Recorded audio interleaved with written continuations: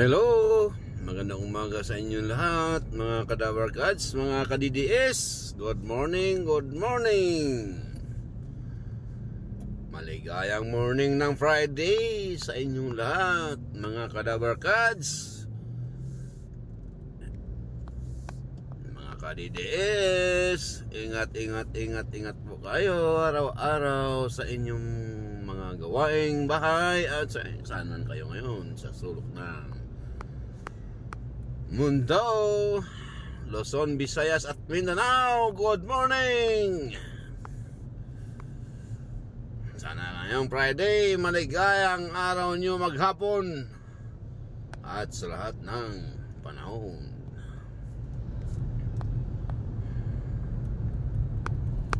Ito po yung lingkod, Chris MTV, nagpapahatid ng maraming pasalamat sa inyong walang sawang pagsuporta sa aking YouTube channel at sa Facebook page. Nabulol. Kasi baka alam mo na, tumatakbo ako, moving, medyo ligaw ang ating bibig at mata. Para iwas disgrasya, iwas.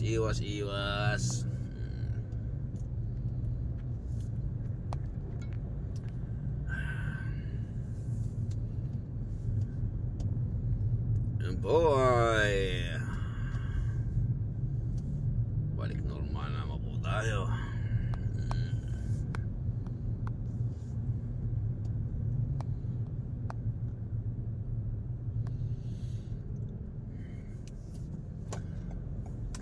Matagal pa po tayo makapag-vlog ulit at makapagbigay ng bahagi ng konting biyaya sa ating mga kapuspalad na mga kababayan. Nag-ipon pa po tayo sa ating sweldong matitira, kung magkano na lang ang mai-share natin. Daming bayaran, ganun pa man, hanapan natin ng paraan at tuloy-tuloy sa pagbigay tulong sa ating mga kapuspalad. Kahit matagal man, basta tuloy-tuloy lang. Sige lang, tuloy-tuloy lang. Huwag sumuko. Ganun talaga ang buhay. Ang mahalaga, mai-share natin kunti ang ating kunting biyaya sa ating kapwa.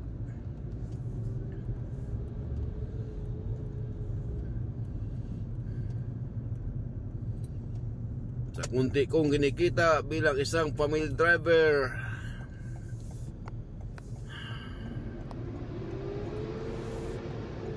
pinangarap ko pa rin na makatulong at tuloy-tuloy na pagbigay tulong sa ating mga kapuspalad na mga kababayan natin.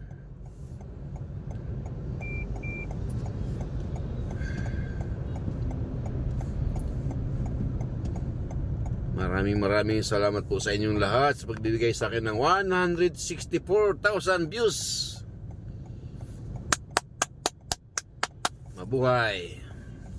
Mabuhay tayong lahat. At mayroon po tayong 2,249 subscriber. Maraming salamat. Nawa tayo'y pagpapalain ng poong may kapal, tuloy-tuloy sa araw-araw nating pamumuhay at pakipaglaban sa hirap ng buhay, mga Kadaver Gods. Mga ka-DDS, ipagdasal natin ang ating bansa na mawala na ang kunting sigalot na tayo mismo, mga kapwa Pilipino, ay hindi magkakasundo sa kunting bagay lang. Maraming mga bagay na dapat harapin, ngunit pinapansin nila ang mga bagay na pang sariling kapakanan.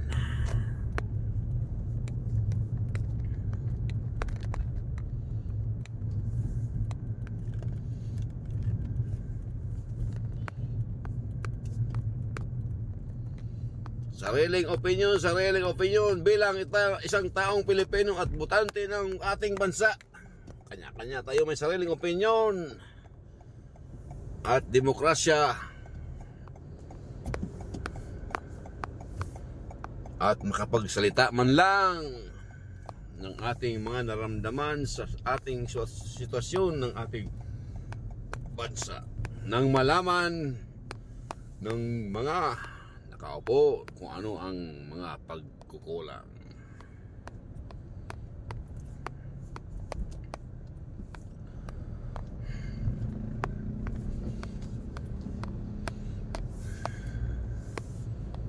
Isang kahilingan ng sambayanang Pilipino. Huwag natin pansinin ang kunting sigalot at ang bigyan ng tuunan ng pansin ay ang kahirapan ng mga sambayanang Pilipino. Kung paano maiangat at paano baguhin ang sistema. Sa ngayong nagtataasan ang mga presyo ng mga bilihin, dapat mag-isip po kayo, mga mahal naming mga opisyalis ng gobyerno. Sana kayong lahat magkaisa, maging oposisyon man o administrasyon, dapat tayong lahat magkaisa para sa sambayanang Pilipino na matagal nang nagtitiis at nangarap. Noon pa man, ilang dekada na hindi pa rin natin maibigay at hindi pa rin yun maibigay ang aming mga kunting kahilingan lamang na umangat at guminhawa ng kunti ang aming pamumuhay ng mga mahihirap.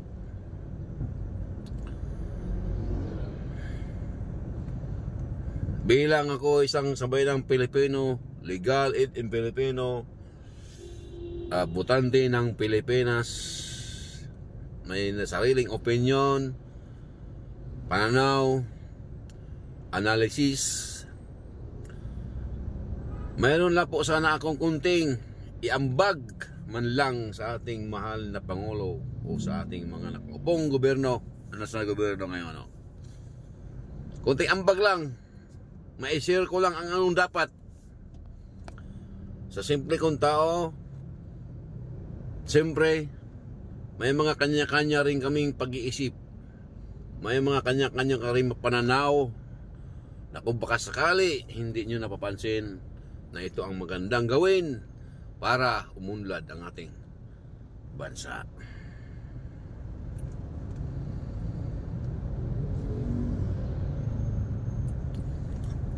Sa nakikita ko sa ating bansa, unahin ko na po ang topic sa traffic. Napakasimpol ang solusyon ng traffic kung talagang pagtutuunan ng pansin. Pero matagal ang panahon. Kung ginawa lang siguro itong mga analysis ko, mga pananaw ko, siguro tayong lahat at ang bansang Pilipinas ay maituturing nating hindi man tayo maging number 1, papasok man lang tayo sa number 10. Makatop 10 man lang tayo, sana.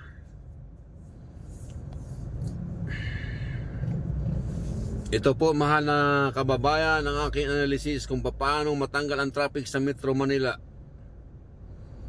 Number 1, bilihin ng gobyerno ang mga lumang sasakyan na pwede pang gamitin at ibenta sa mga probinsya.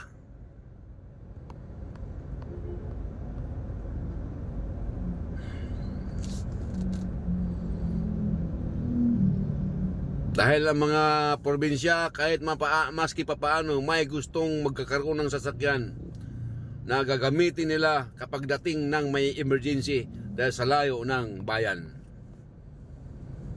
Walang matatawag agad na ambulansya ang ating mga probinsyanong nakatira sa mga malayo sa bayan. May magagamit sila once na dumating at may in case of emergency.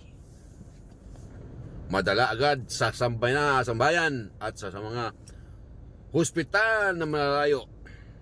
Madala kaagad ang mga pasyente kung mayroon mang may dumating mang biglaang emergency. Number 2, magtayo ng maraming branch sa iba-ibang lugar sa mundo, sa bansa. For example, magtayo sa Ilocos ng branch ng San Miguel o anumang branch na nandito lang sa Manila at ilipat ang ibang branch sa mga probinsya. At kung taga saan yung mga empleyado nyo na nandito sa Manila nagtatrabaho, yun, ilipat nyo. Ilapit nyo sila sa kanilang pamamahay, sa kanilang probinsya. Doon sila sa isang branch na tinatayo nyo. O ikaw taga Cebu, magtayo ka rin ng branch sa Cebu at ilipat yung taga Cebu. Kung ikaw Mindanao, magtayo rin ng branch sa Mindanao at ilipat ang taga Mindanao. Napaka-simple analysis, ngunit hindi lang talaga ginagawa. No. Ngayon, mabawasan ang traffic dahil mabawasan ang tao sa Metro Manila. Now, kapag nabawasan ang mga tao sa Metro Manila, nababawasan ang mga sasakyan. Tulad ng bus, taxi, kung kunti na lang ang maiiwan yan dito sa Metro Manila.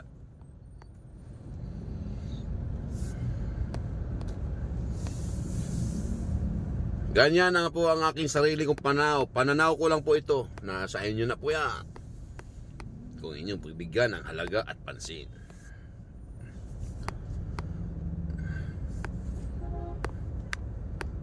Number 3, aasinso ang Pilipinas at dadami ang trabaho sa probinsya. Gawa ng pagdumami ang sasakyan, marami na ring shop ang tatayo. Marami na ring shop. Magkakaroon na ng maraming shop dahil sarami na ng sasakyan sa probinsya.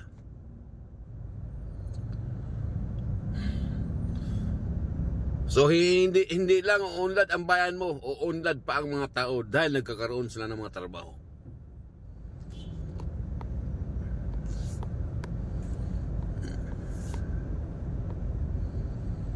Number 4. Saan na ba tayo? Number 4 na ba tayo o number 3? Number 4. Ibaba ang tax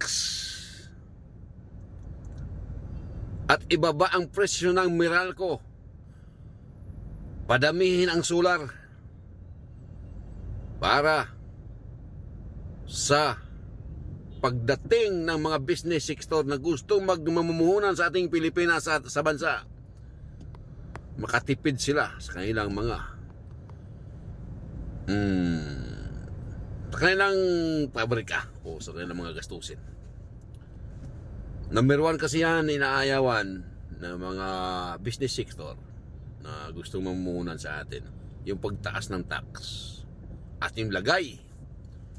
Number 1 din yung lagay, yung bagal na yung mabagal pagbigay ng mga proseso ng mga papel.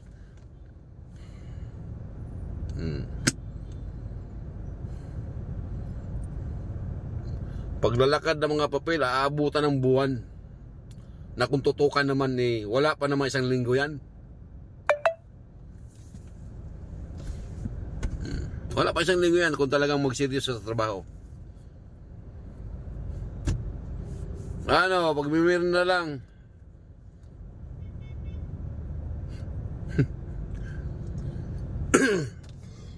Excuse me. Pag nagmirinda isa, nagmirinda na lahat. Pag nagkwentuhan isa, nagkwentuhan na lahat. Kasi kung mayroong hindi makisama, yun, sila naman mag-aaway. Kaya, talaga naman,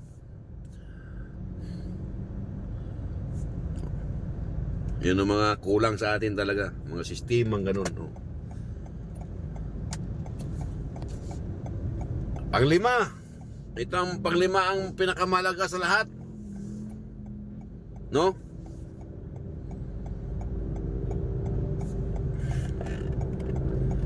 Ang pinakamalaga sa lahat ay ang panglima. Mga kababayan. Pero mahirap. Pero maganda. Pero mahirap.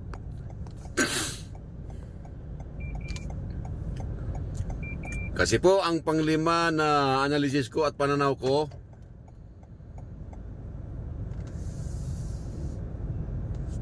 talagang mahirap, pero giginawa. Marami man sa ating mga kababayan ang hindi nila magustuhan sa panglima kong analysis at pananaw o sariling opinion. Pero maganda. Maganda po. Ngayon ko na ba sabihin o hindi pa? O sa sunod na, sa sunod vlog ko na. Pero napakaganda po.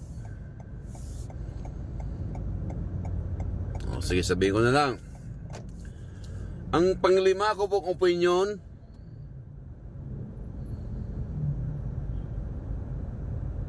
ay mamili ng dapat iupo at maging presidente ng ating bansa.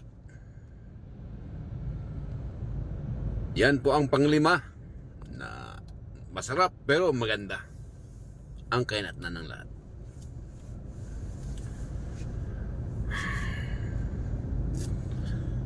Mamili po tayong lahat, mga sabayan ng Filipino. Piliin natin mabuti kung sino iupo natin sa ating bansa.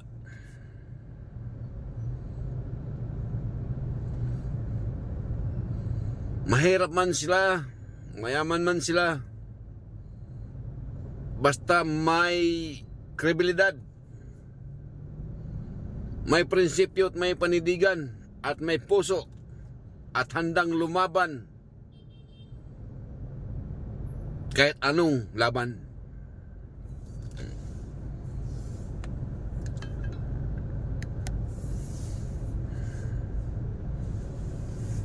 Yan po ang pinakamahalaga na panglima kong opinion sa sarili kong opinion lamang bilang isang simpleng mamamayan.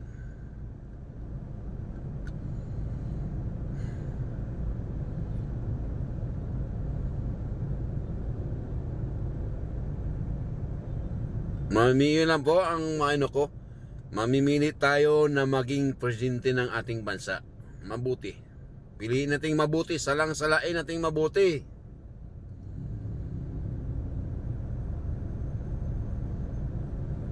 Salain nating mabuti. Huwag tayo magpadala sa pera.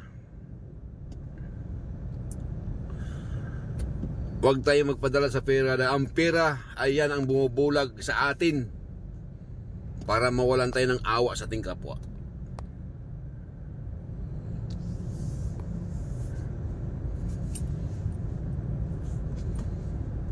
Ngayon po, for example, tayo ay nakapamili na ng ating ihalal bilang isang presidente ng Pilipinas. O, iupo natin, mayor, congressman o gobernador.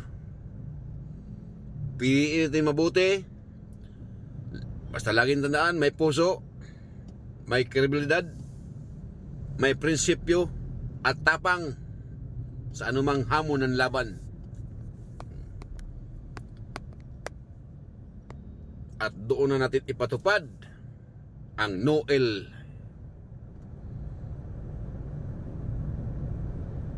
At doon na natin ipatupad ang Prime Minister. Yung tatagal siya habang siya'y nabubuhay. Yun po ang malaking pagbabago ng Pilipinas. At dyan na rin po papasok ang mga negosyante na gustong magnegosyo sa Pilipinas. Dahil alam nila na kapag permanente na yung nakaupong presidente sa Pilipinas, wala ng pagbabagong batas. Kung baga, nakasandal na ang mga business sector sa bansa. Dahil hindi na ito magagalaw at hindi na magbabago ang batas. Dahil isa na ang presidente habang buhay na. Kaya ang mga gustong mamumuhunan sa ating bansa, sa Pilipinas, papasok na sila lahat yan.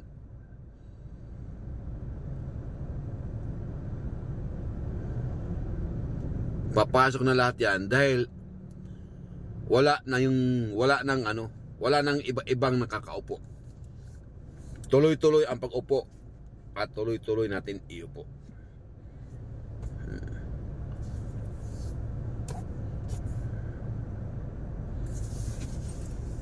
Yung Noel, pwede na nilang ipatupad yung Noel kapag nakapili na ang sambayanang Pilipino ng mga taong iupo na dapat iupo habang buhay, at siya na makaupo habang buhay.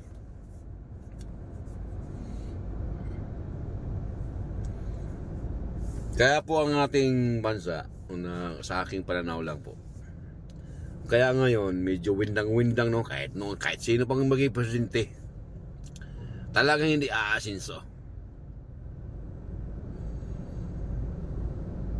May pagbabago pero hindi asinso. Alam niyo bakit?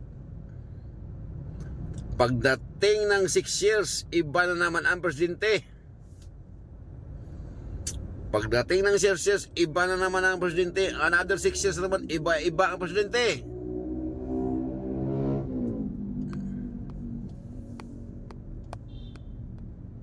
Pag iba na nakaupo, nagbabago ng batas. At iba na naman ang batas.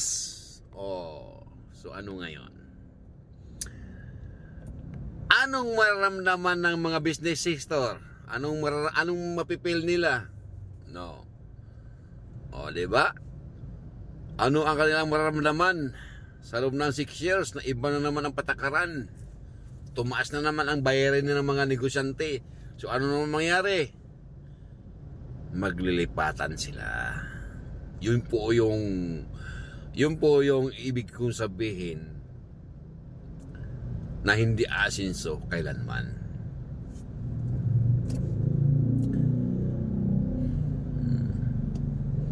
Dahil sa ganung sistema na iba-iba ang uupo sa ating bansa.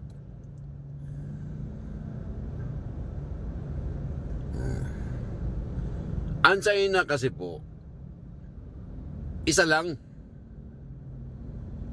Wala nang eleksyon. Kaya ganun, tuloy-tuloy ang negosyo nila dahil tuloy-tuloy yung mga batas. May nagbabago man, hindi epektado sa pagka-presidente mo. Kasi, no. Eh, dito sa atin, paano tayo asinso? Pagdating ng 6 years, iba ang presidente. Kung anong yung ginawa dati na project ng ating presidente, pag iba na upo, iba na naman gagawin project. Bungkal na naman dyan, kaya hindi dyan. For example lang, for example lang, naupisahan ng dati presidente, dito ang way. Pag naupo yung ibang presidente, iba ang way. Isirado yan at dito ang daan. Ayan po, ang ginastos po, saan? Nasayang lang. Ang naibulsa, saan? Nasayang lang. So, iba na naman na upo. O, gano'n naman. Pagdating na naman ang pangatlong presidente naman, iba na naman. So, talagang hindi po tayo asinso. Nag-aksayang lang po tayo ng pera.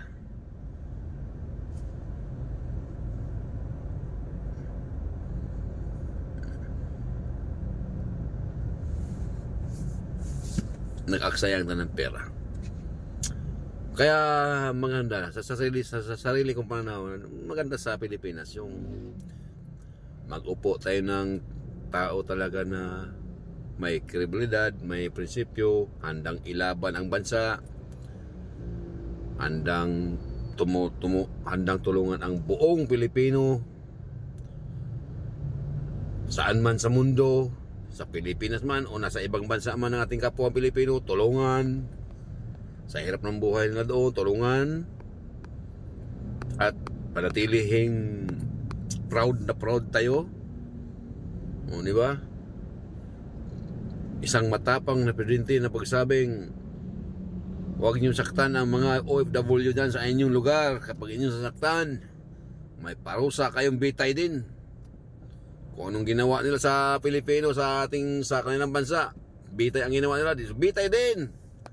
Ganon din ang gawin natin, bitay din dapat.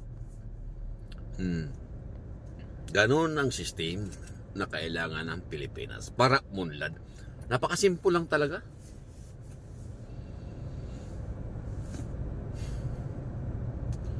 Sa akin lang, napakasimple lang talaga.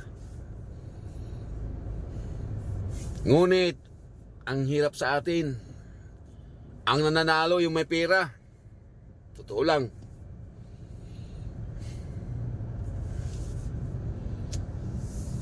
Ang matitinong tao, mahirap, talo, walang pera.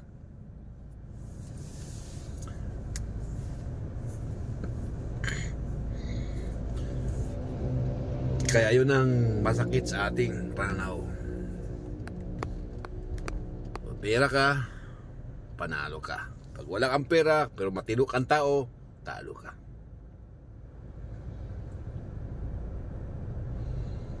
Pwede naman sana pagsamahin yun eh.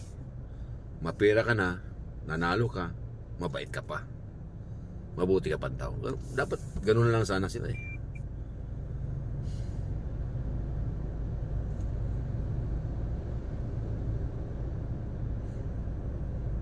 Ba? Proud na proud ka sa... maganda sana kung ganun ang sistema, no? For example, ako, mayaman ako, nanalo ako, dapat matali at mabait na rin sana ako, no? Ganun dapat ba? Hindi lang pera, dapat sinamahan ng kabaitan at tapang at may panindigan ba? Ganun dapat.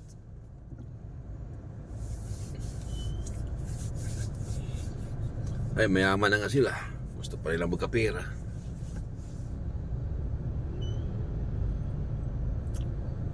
Pag tayo na may nawala sa mundo na to, iiwan naman lahat ng pera na yan. Pag sabi ng Panginoon, lahat ng Pilipinas lubog, ano mangyari? May wala ng pera mo, wala ng tao, wala na tayo lahat. So saan ang pera mo? Sinayang mo lang, nawala lang, naging lupa na lang ang pera mo, kaibigan. Ay kung tinulong mo noon yung pera mo, napunta sana sa tao yung pera mo, hindi sana naging lupa. Maging lupa man siya, kinabangan siya ng tao. Dahil ang tao lang ang maging lupa, hindi pera. Wala. Naging lupa ka na, naging lupa pa yung pera mo.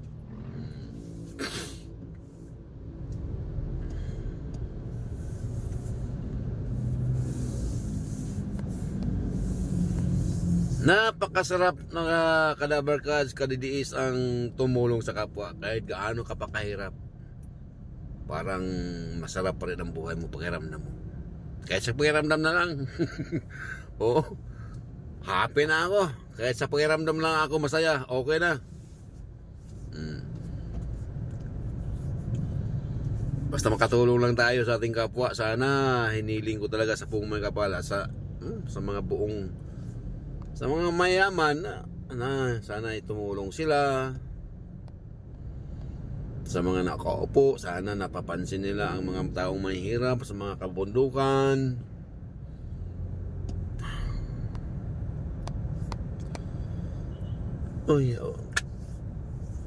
Madali na naman sana gawin yan kung talaga sila may mga puso talaga. May puso naman, pero dapat gamitin ba nila?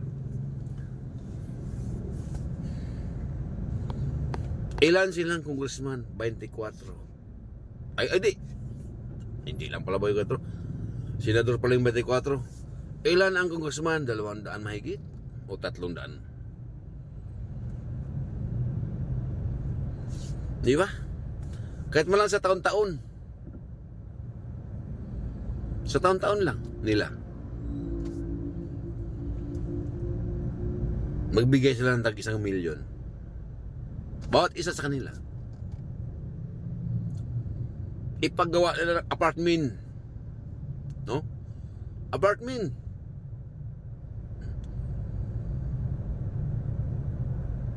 doon sa area kung saan man pwedeng tayuan ng apartment, paunti-unting ilipat at pagandahin ang Pilipinas.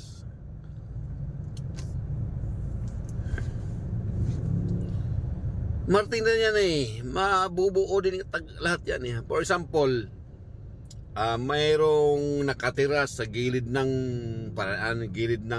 Makati. Nakikita natin na hirap ang buhay. Squatter, kung tawagin, squatter. Yung lahat ng congressman, lahat ng senador magbibigay ng tag 1 milyon.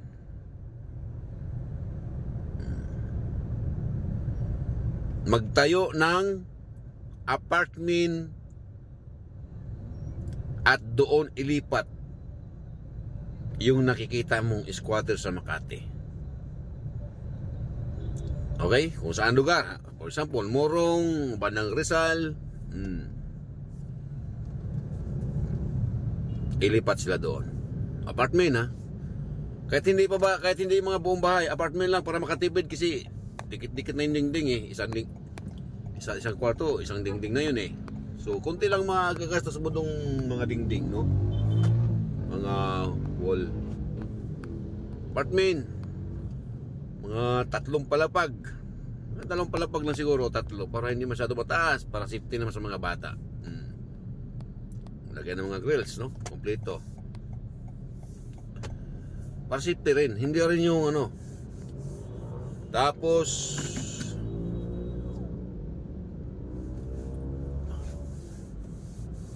next year naman, gano'n naman. Bibili uli. 1 million uli sila.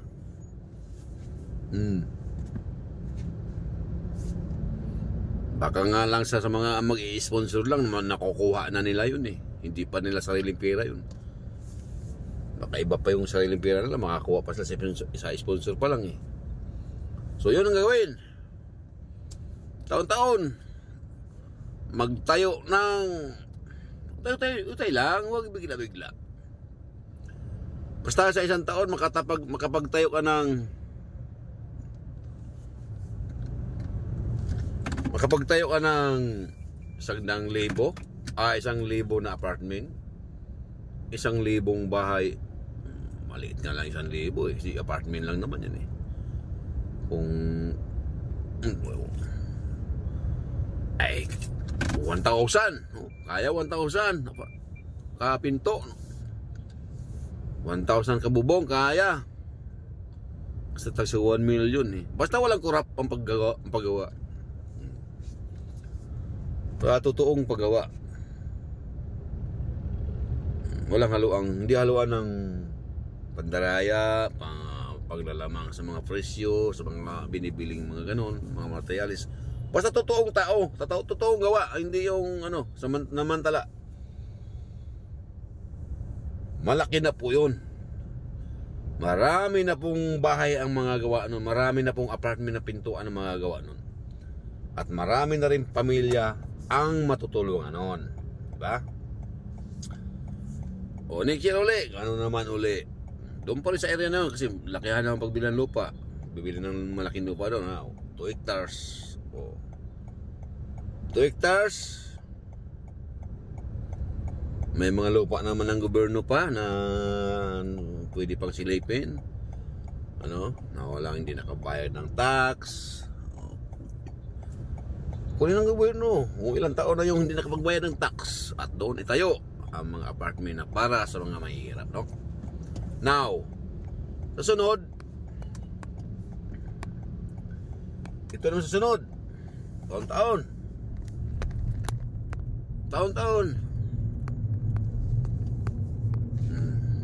mayroon kang mga gawa.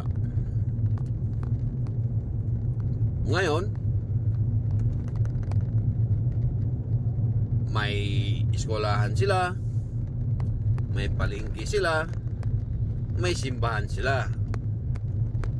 Yan ang mga itatayo, no? Malaking na yan. Kung nabaga, malaking village na yan Kung mayroon mang village yung mga mayaman, mayroon din village yung mga mahirap. Nasa atin lang talaga, nasa mga namumuno lang talaga ang ang pagkukulang kung talagang tuparin yung inyong mga pangako. Hindi naman pera yan eh. Pera naman ng bayan yung gagamitin nyo, hindi naman sariling pera yun eh. Lalo na kaya pagsamahan nyo yung sariling pera, di lalong maraming mapagawa na pintuan, apartment, no? Maraming matutulungan ang buhay, no? Ayan, yan po ang isa sa mga pananaw ko. Taon-taon, ganun.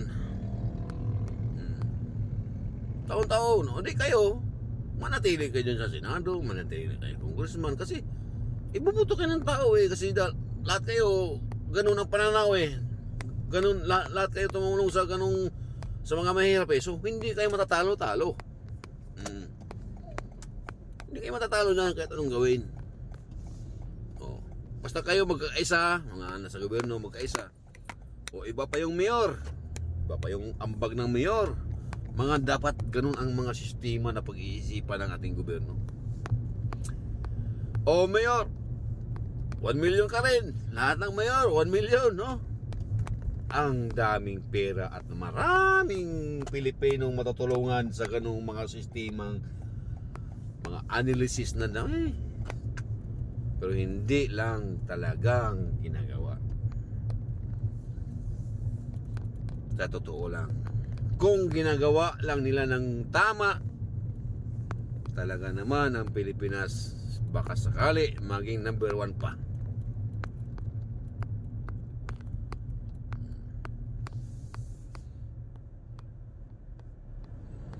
Ganun dapat, mga sir, mga boss, mga madam, mga senyor. Ganun dapat ang mga analysis ko lang po yan ha.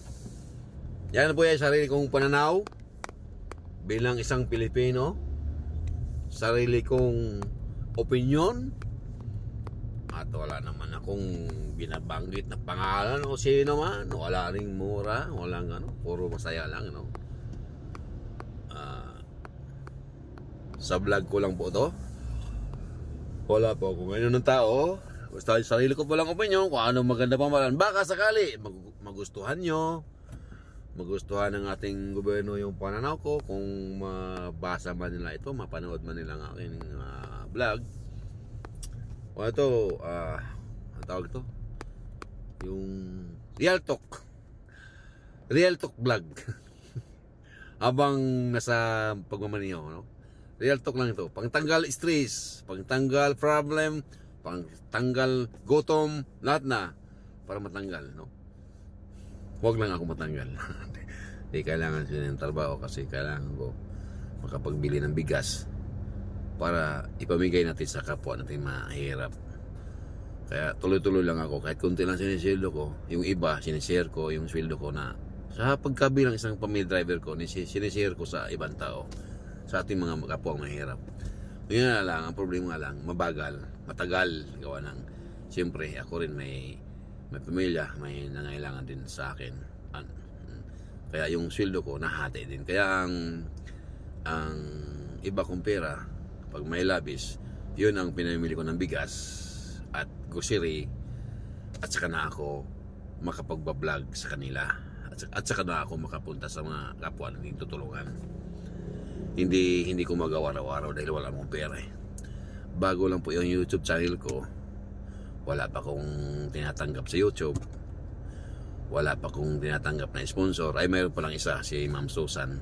Ma'am, bagitin ko ng pangalan nyo, okay lang po yan. Yun lang po ang number 1 ko pang nagbibigay sa akin na sponsor. At ma'am, maraming salamat po sa inyo. At kung magbigay man ang mga sponsor, kung ano man ngayon, kung sino man po ang makapanood sa vlog ko, sana may GCash number po ako. Ito po ang GCash number ko,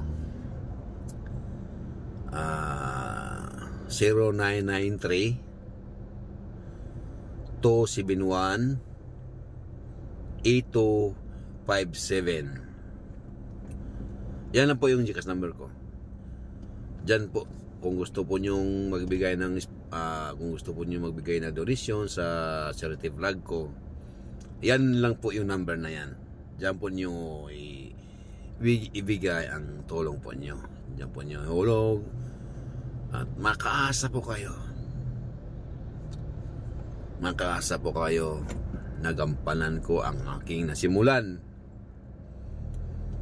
At ang tulong nyo'y makarating sa tamang paroonan na walang panalamang, na walang halong pangsarili, kung hindi makakarating yan sa mga taong ating tutulungan.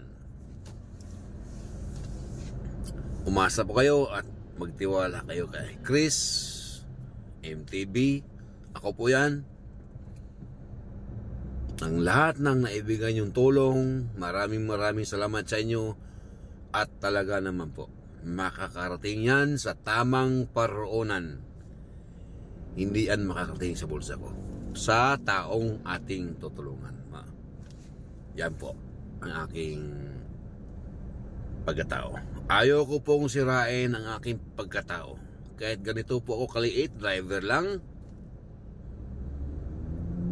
hindi ko po pinalagahan ang halaga ng pera. Ang pinalagahan ko po kung ano yung naramdaman ng pagmamahal ko sa kapwa ko, sa pagpapahalaga ko sa puso ko, sa pagmamahal ko sa Panginoon at sa pagmamahal ko sa kapwa ko. Pinagsama-sama ko Panginoon at kapwa ko. Dahil kung walang kapwa, walang Diyos. Kung walang Diyos, wala rin ang kapwa. Kaya nandyan ang Diyos dahil tayo nandito. Kaya po, naging tao tayo dahil sa Diyos. Kaya hindi ko po tinitingnan ang pera. Tinitingnan ko po ang aking puso at ang aking kapwa. Anuhin ko po yung pera. Pag tayo'y nawala sa mundong ito, nasaan ang pera mo? Nasaan na yun napupunta? Naging lupa na rin po yan. Pera na yan, lahat na yan. Lupa na yan. Nabasa nga lang sa tubig yan, tunaw na yan. Punit-punit na yan. Kaya dapat ibigay mo muna ng tulong yan sa kapwa mo. Nakakain pa at nakakita ka pang may kumakain na tao.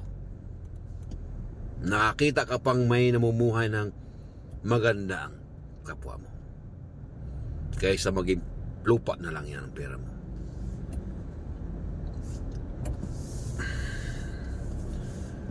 Maraming po salamat sa inyo. Ako po si Chris MTV na walang sawang nagpapasalamat sa inyong kabutihan at pagpatuloy na pagsusuporta sa aking YouTube channel, Chris MTV, and Facebook page. Ulitin ko po,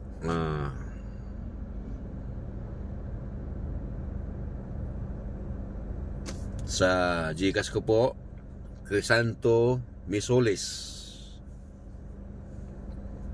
Yan po ang totoong pangalan ko, Crisanto Misoles.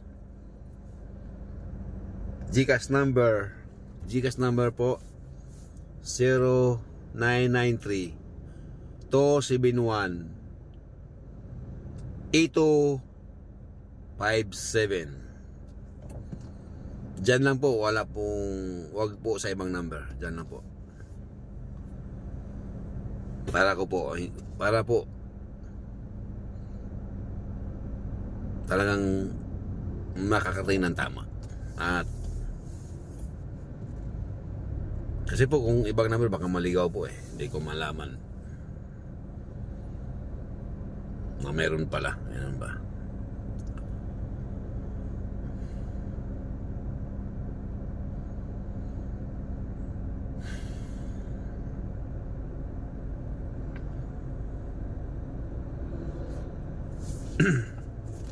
Kasi sirap pangalan ko. Kasi po, maraming salamat po sa inyong lahat na walang sawang pagbigay ng suporta at pagsubaybay sa mga YouTube channel ko, sa pagbablog ko, kahit bihira lang. At least na dyan pa rin po kayo. Marami po salamat sa 164,000 views ako. At sa subscriber ko po na 2,249 po. Maraming po salamat sa inyo. Good luck and God bless po sa inyong lahat. Amen. Bye-bye.